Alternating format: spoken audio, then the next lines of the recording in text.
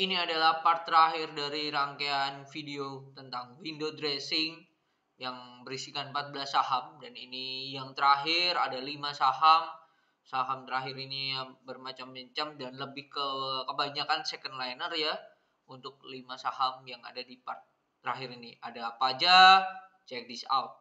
Yang pertama ada ESA, di mana ESA ini punya probabilitas 25 tahun terakhir tuh 73% di bulan Desember, which is good. Dan ya di bulan ini ESA baru turun 1,88%, jadi normal lah ya, dan oke. Dan luar biasanya di tahun ini sudah mengalami kenaikan 93,52%.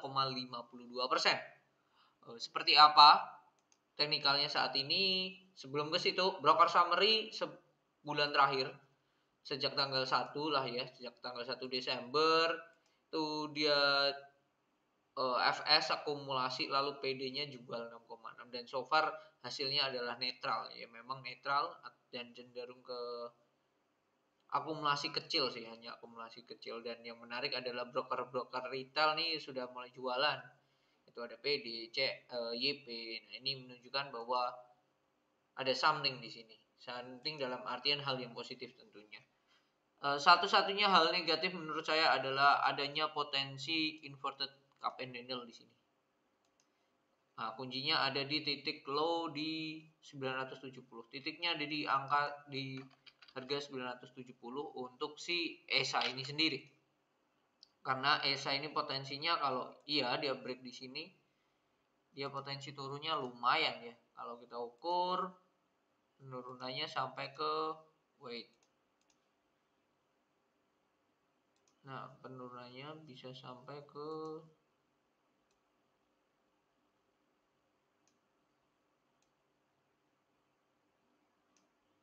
bisa sampai ke sini, ke 780 untuk si ESA. Penurunannya bisa sampai ke situ. So, apa yang dilakukan? Kita tinggal menunggu ya. Seperti apa? Kenapa potensinya bisa ke sana juga? Dilihat dari kenaikan di sini, volumenya tidak kuat ya.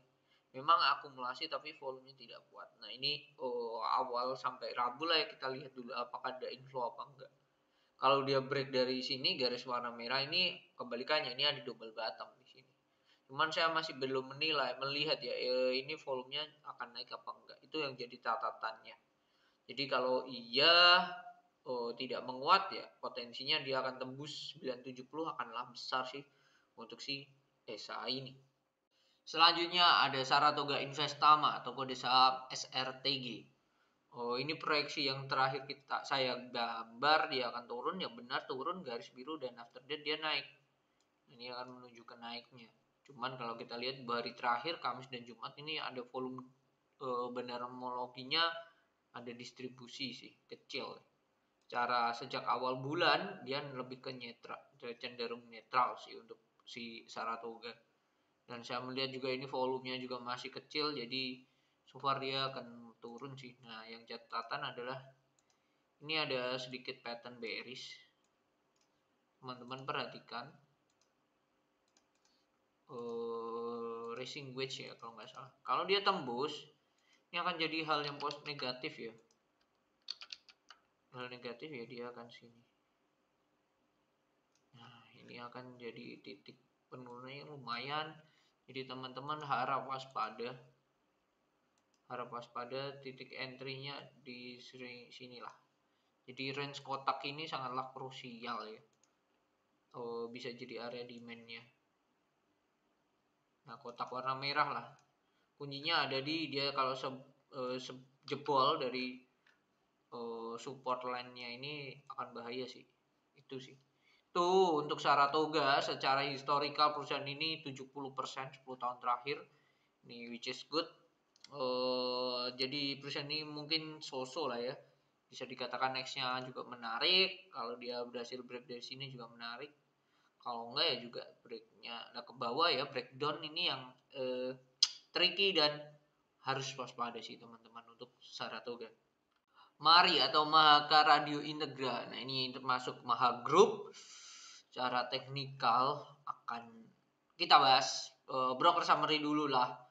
Secara sejak Desember dia akumulasi kecil lewat LG 1,8 miliar ya value transaksinya, dan didukung dengan retail-retail yang jualan. Retail-retail yang jualan terlihat juga volume makin kecil. Ini akan jadi potensi yang menarik untuk Mari, dimana ini juga dekat-dekat sini ini adalah area demand-nya. Nah, ini area demand-nya yang dulu kotak merah ini sampai 100 lah ya, itu area demand-nya ini sebelum liquid. Di situ sih ini akan jadi titik yang krusial, fatal untuk si untuk si Mari ya, untuk si Mari. Dan ya ini so far turun, terus dia tidak bisa menembus lagi di 132. Ini sangatlah PR sih menurut saya untuk Mari. Secara historical dia IPO 2016, Desember ini memiliki probabilitas kenaikan 71%, which is good untuk Mari. Cuman saya agak sedikit bisa dikatakan bingung dan juga agak tricky ya saham ini ya. Kemungkinan dia akan sideways di sini lah kalau menurut saya. Satu itu, atau mentok-mentok dia ke sini.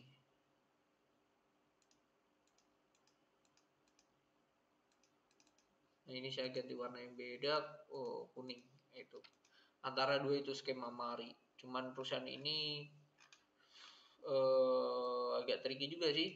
Yang jadi catatan adalah jika ABA naik ya ini akan ikut naik. Nah, ini gila sih, sempat di angka 500 di tanggal 20 September 2020 2021.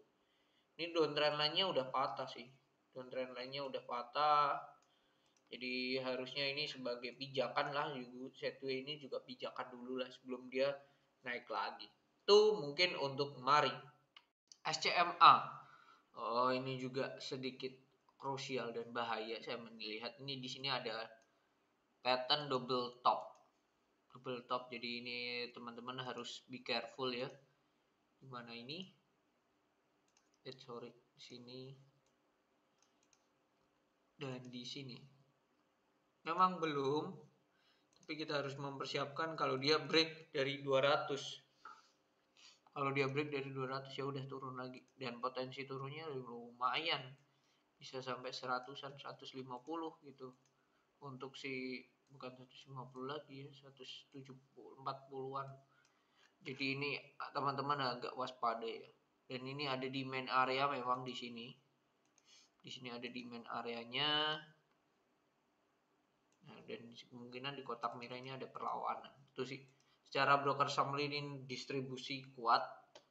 Jadi teman-teman agak waspada. DP ya yang value transaksinya mencapai 17,6 miliar. Gede banget. Secara historical CMA ini 25 tahun terakhir nih probabilitas kenaikannya 67%.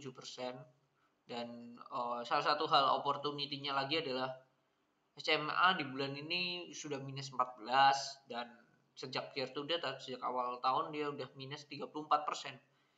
Ini too much ya, ini termasuk besar.